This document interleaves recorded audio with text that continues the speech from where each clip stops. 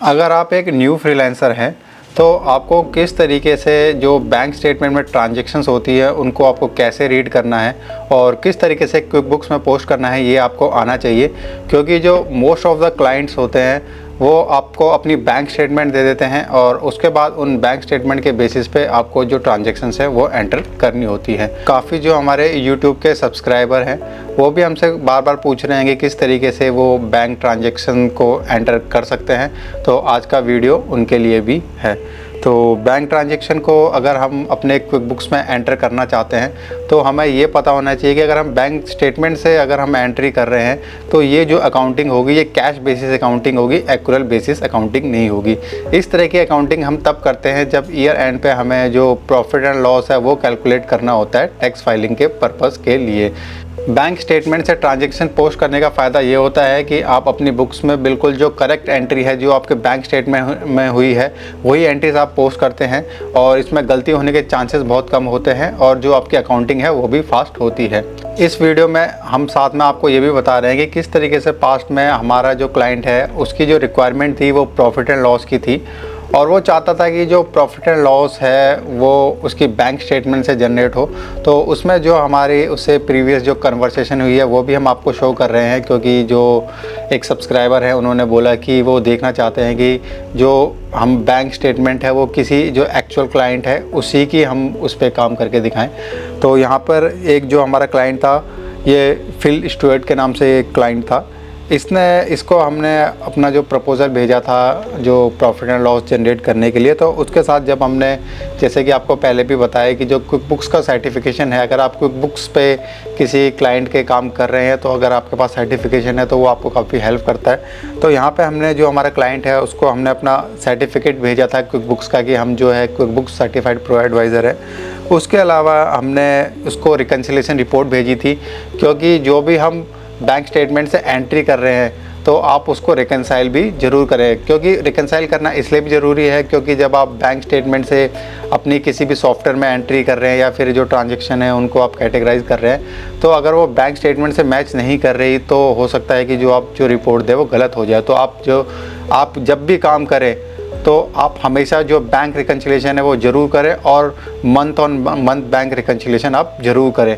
वैसे तो अगर ट्रांजैक्शन बहुत ज़्यादा है तो वीकली ट्रांजैक्शन होना चाहिए, वीकली बैंक रिकन्सिलेशन होना चाहिए, लेकिन आप वीकली अगर आप नहीं कर पा रहे तो मंथली तो आप ज़रूर करें, अदरवाइज़ जो आपकी रिपोर्ट्स हैं वो गलत होने के चांसेस बहुत ज़्यादा होंगे। उसके अलावा जो हमारा क्विक बुक्स है उसके हमने और उनको स्क्रीनशॉट भेजे थे, जैसे कि हमने उनको जो अदर रिकन्सिलेशन रिपोर्ट होती है वेंडर की या फिर जो भी हम काम क्विक बुक्स में करते थे वो भेजा ताकि जो क्लाइंट है उसको थोड़ा ऑथेंटिकेट लगे कि हाँ इनको जो अकाउंटिंग की नॉलेज है, क्विक बुक्स की नॉलेज है और प्रॉफिट एंड लॉस और बैलेंस शीट जनरेट करने की नॉलेज है। उसके बाद जो क्वेश्चन है वो हमारा जो क्लाइंट है उसने हमसे बोला कि क्या आप जो उसका जो PDF है उसको आप उसका आपके पास कोई सॉफ्टवेयर है कि नहीं PDF को, क्योंकि जो PDF है उससे आप इंपोर्ट नहीं कर सकते हो अपने क्विक बुक्स में, या फिर PDF से आप जो है ट्रांजैक्शन को कैटेगराइज करना जो है काफ़ी मुश्किल होता है। तो आपको जो PDF है उसको आपको CSV फाइल में कन्वर्ट करना होता है, क्योंकि जो CSV फाइल होती है वो कंपेटेबल होती है किसी भी सॉफ्टवेयर में इंपोर्ट करने के लिए। तो जितने भी सॉफ्टवेयर बने होते हैं अगर आपको कोई फ़ाइल इंपोर्ट करनी है तो मोस्टली वो CSV फाइल होती है। तो हमने उनको बताया कि हम जो आपकी जो PDF फाइल है उसको CSV में इंपोर्ट कर सकते हैं। तो CSV में इंपोर्ट करने के लिए सबसे पहले आप जो है ऑनलाइन जो सॉफ्टवेयर है जैसे कि आई लव PDF है उसको आप यूज़ कर सकते हैं। तो वहाँ से जो आपकी फ़ाइल है एक्सेल में इजीली कन्वर्ट हो जाती है और एक्सेल में कन्वर्ट करने के बाद उसके बाद आप जो अपनी फ़ाइल है उसको और उसका एक्सटेंशन जो है CSV के लिए चेंज कर सकते हैं, जो फाइल टाइप है उसको CSV कर सकते हैं। तो ये तो हो गया पहला स्टेप, किसी भी जो बैंक स्टेटमेंट है उसको क्विक बुक्स में किस तरीके से आपको कैटेगराइज करना है उसके एक्सपेंसेस को। उसके बाद जो दूसरी चीज़ थी वो ये थी कि जब मैंने उनकी बैंक स्टेटमेंट को देखा तो बैंक स्टेटमेंट को देखने के बाद जो कुछ जनरल क्वेश्चन पूछने होते हैं ताकि जो क्लाइंट है उसकी जो बुक्स है वो सही मैनेज हो और जो टैक्स रिपोर्टिंग है वो सही हो। जैसे कि जो इसमें क्वेश्चन था उसका सबसे पहले जो भी आप जिस भी क्लाइंट का आप काम कर रहे हो उसको पता होना चाहिए कि आपका उसका जो नेचर ऑफ बिज़नेस क्या है। वो सैलून है या कोई कंप्यूटर मैन्युफैक्चरर है, वो आपको इसलिए पता होना चाहिए क्योंकि जैसे सपोज़ कोई कंप्यूटर मैन्युफैक्चरर है, अगर वो यूपीएस खरीदता है, कीबोर्ड खरीदता है, तो वो कॉस्ट ऑफ गुड्स सोल्ड है। वहीं पर ही अगर मान लो कोई जो सैलून है, अगर वो कंप्यूटर खरीदता है तो वो उसके लिए एसेट है। तो इस तरीके से आपको नेचर ऑफ बिज़नेस पता होना चाहिए ताकि आप जो एक्सपेंस है उनको आप ठीक से आप कैटेगराइज कर सकें। तो इसके अलावा जो बहुत सारे क्वेश्चन थे वो मैंने उनसे पूछे कि what kind of expense are when वो पेमेंट, किस तरीके का एक्सपेंस है आपका ये, और बहुत सारे जो एक्सपेंसेस हैं वो किस तरीके से आप गूगल की मदद से आप कैटेगराइज करेंगे, वो अभी हम आपको आगे वीडियो में बताएंगे। तो इस तरीके से जो हमारा कन्वर्सेशन है वो स्टार्ट हुआ था उनका क्लाइंट का प्रोजेक्ट करने के लिए। जब भी आप किसी क्लाइंट का प्रोजेक्ट करें तो जो इनिशियल कन्वर्सेशन है वो बहुत ज़रूरी होता है ताकि आपको भी क्लियर हो और जो क्लाइंट है उसको भी क्लियर हो कि किस तरीके का जो आप अकाउंटिंग वर्क करने वाले हैं। तो नेचर ऑफ जो स्कोप ऑफ वर्क है वो भी आप पहले पूछ लें कि इसमें क्या क्या काम करना है, क्या क्या काम नहीं करना है, क्योंकि कभी ऐसा हो सकता है कि जो क्लाइंट है उसकी एक्सपेक्टेशन ज़्यादा है और आप जो है वो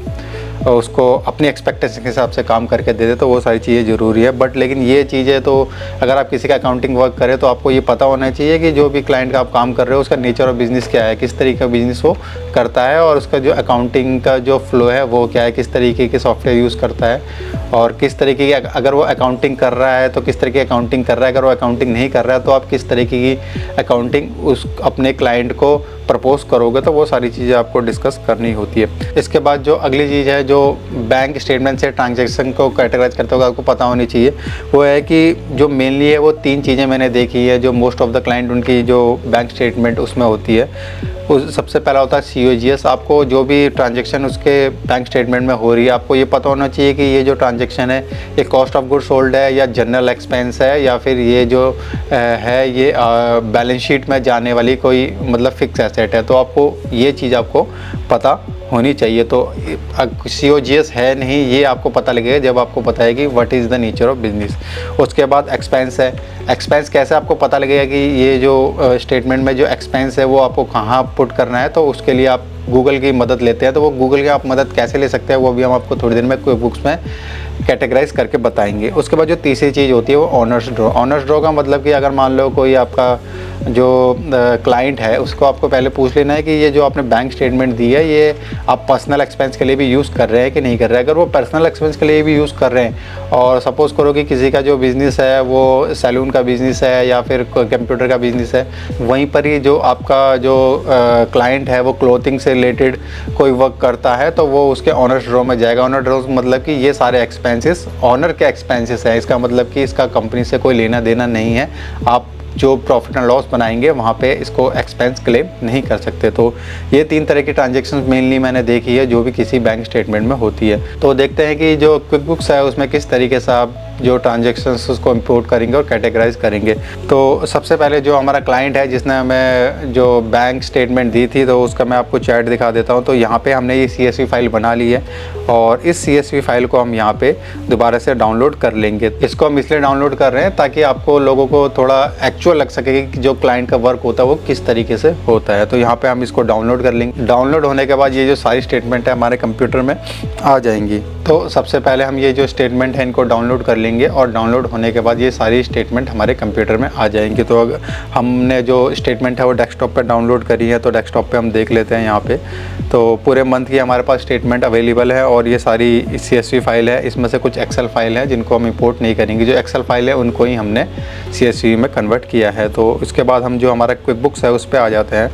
तो यहाँ पे जो क्विक बुक्स है उसमें हम आ गए हैं। तो यहाँ पे हमें अगर किसी स्टेटमेंट को इंपोर्ट करना है तो स्टेटमेंट को इंपोर्ट करने के लिए हमें यहाँ पे जो ट्रांजैक्शन है उसमें जाना है। तो ट्रांजैक्शन देख लेते हैं कहाँ पे। तो ट्रांजैक्शन से है, ट्रांजैक्शन के बाद हमें बैंक ट्रांजैक्शन पर जाना है।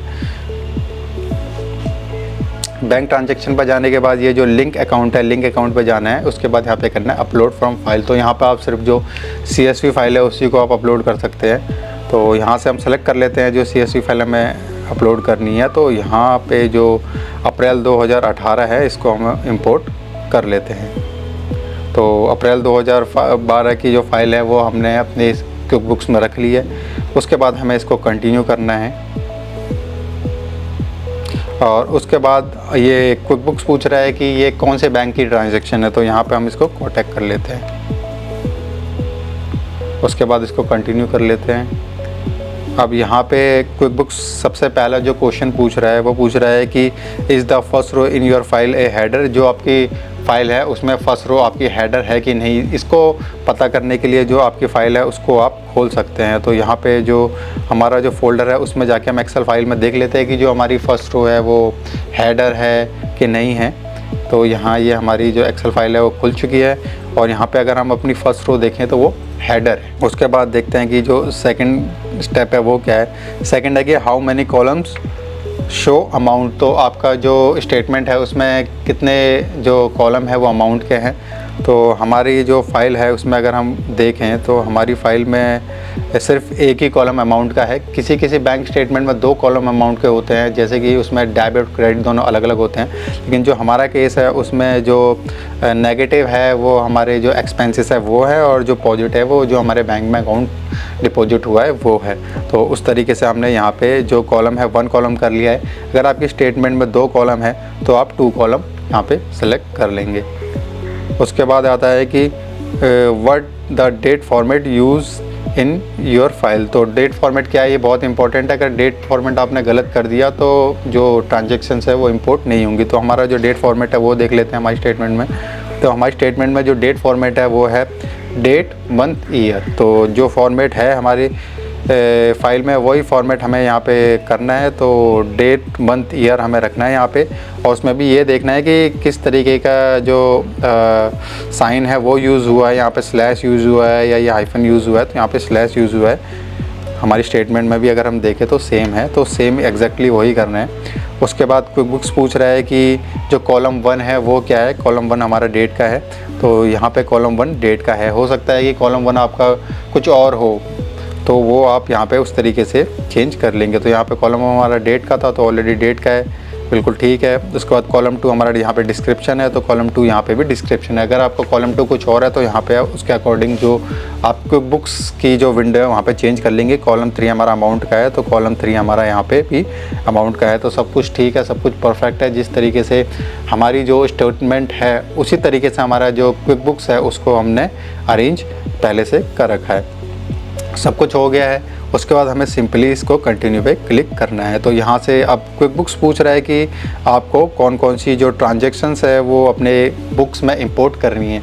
वो इसलिए पूछ रहा है क्योंकि कभी कभी ऐसा हो सकता है कि कुछ ट्रांजैक्शंस तो आप मैनुअली कर लें, लेकिन कुछ ट्रांजैक्शंस आप जो है बैंक स्टेटमेंट से करें। तो उस केस में ये चीज़ काफ़ी हेल्पफुल है, क्योंकि हो सकता है कि अगर आपने पहले से ट्रांजैक्शंस कर रखी हैं और आप बैंक से भी इंपोर्ट कर ले तो डबल एंट्री हो जाएगी। तो इसलिए ये फ़ीचर काफ़ी हेल्पफुल रहता है। तो यहाँ पर आपका जो है यहाँ पर हम सेलेक्ट कर लेते हैं। ऊपर से हम सारी एंट्रीज़ को हम सेलेक्ट हमने कर लिया कि ये सारी ट्रांजैक्शंस हमारी बुक्स में नहीं है, इसको हम इंपोर्ट कर सकते हैं। उसके बाद यहाँ पे हम इसको कंटिन्यू कर लेते हैं।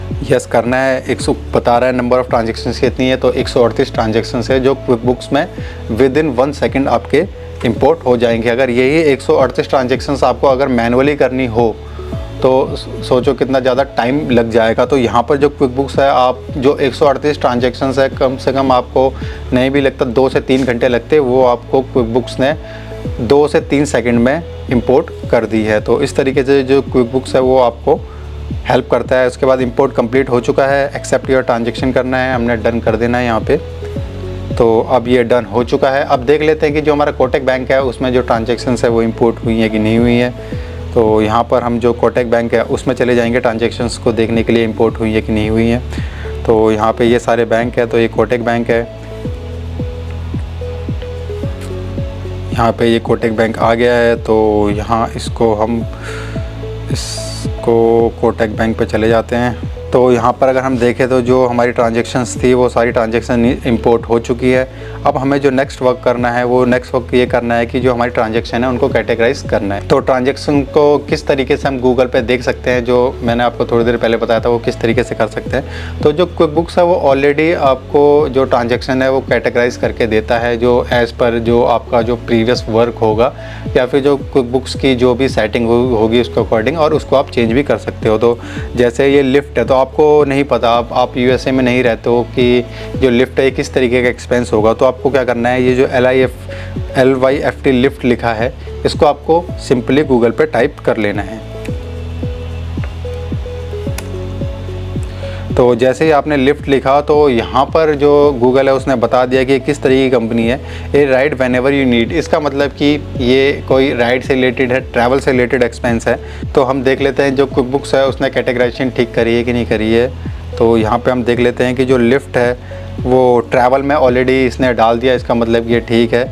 अगर ये सपोज़ करो कुछ और होता तो हम इसको ट्रैवल में डाल देते। तो इस तरीके से जो आपके जो भी बैंक स्टेटमेंट में जो भी वेंडर का नाम लिखा हुआ है उसके अकॉर्डिंग आप जो है उसको गूगल पर सर्च कर सकते हैं और नेचर ऑफ एक्सपेंस का पता लगा सकते हैं। अगर वहीं पर ही जो लिफ्ट है कोई जैसे ग्रोसरी स्टोर होता तो हम उस केस में जो ये ऑनर्स ड्रॉ में इसको डाल सकते थे। तो इस तरीके से जो ये एंट्री हो चुकी है उसके बाद हम इसको ऐड कर लेंगे। तो यहाँ पर ऐड करने से हुआ क्या, ऐड करने से हुआ ये कि ये जो एंट्री है वो हमारी बुक्स में अब आ चुकी है। तो इस तरीके से जो सारी एंट्रीज़ हैं उनको हम सेलेक्ट कर लेते हैं और एक्सेप्ट कर लेते हैं। तो सारी जो ट्रांजैक्शंस है, अगर आपको लगता है कि जो कैटेगराइज बुक्स ने करी है वो बिल्कुल ठीक करी है तो ये सारी जो ट्रांजैक्शंस है आपकी बुक में शो होने लग जाएगी। इसके बाद जो आपका नेक्स्ट स्टेप है ये सारी ट्रांजैक्शंस को इंपोर्ट करने के बाद वो होता है प्रॉफिट एंड लॉस जनरेट करके देना। तो देखते हैं किस तरीके से हम कुक बुक्स में प्रॉफिट एंड लॉस को निकाल सकते हैं।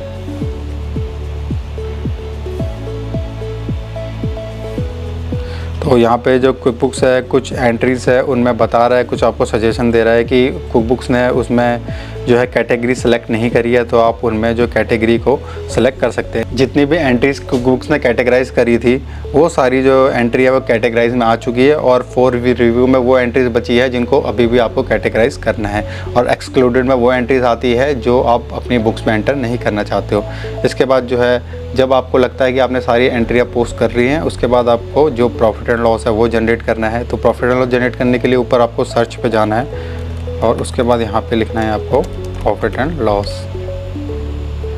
तो यहाँ पे जो आपका प्रॉफिट एंड लॉस है वो आप देख सकते हो किस तरीके का प्रॉफिट एंड लॉस आपको क्लाइंट को देना है। तो स्टैंडर्ड आप यूज़ कर सकते हो, डिटेल आप तभी देंगे अगर आपकी क्लाइंट की रिक्वायरमेंट है, अदरवाइज़ आप दोनों भी दे सकते हो। तो इस तरीके से जो प्रॉफिट एंड लॉस है वो भी जनरेट हो चुका है कि और यहाँ पे आप जो पीरियड है वो आप मेंशन कर सकते हो कि कौन से पीरियड का आपको देना है, this year to last date, last month, last year का प्रॉफिट एंड लॉस जनरेट करना है तो आप लास्ट ईयर का प्रॉफिट एंड लॉस जनरेट कर सकते हो विद इन 1 क्लिक। तो इस तरीके से क्विक बुक्स में अगर आपका क्लाइंट आपको बैंक स्टेटमेंट देता है तो आप जो एंट्रीज है उनको कैटेगराइज कर सकते हैं। अगर आप कोई और टॉपिक पर वीडियोज़ चाहते हैं तो आप नीचे कमेंट बॉक्स में मैंशन कर सकते हैं। तो मिलते हैं फिर अगले वीडियो में, तब तक के लिए धन्यवाद।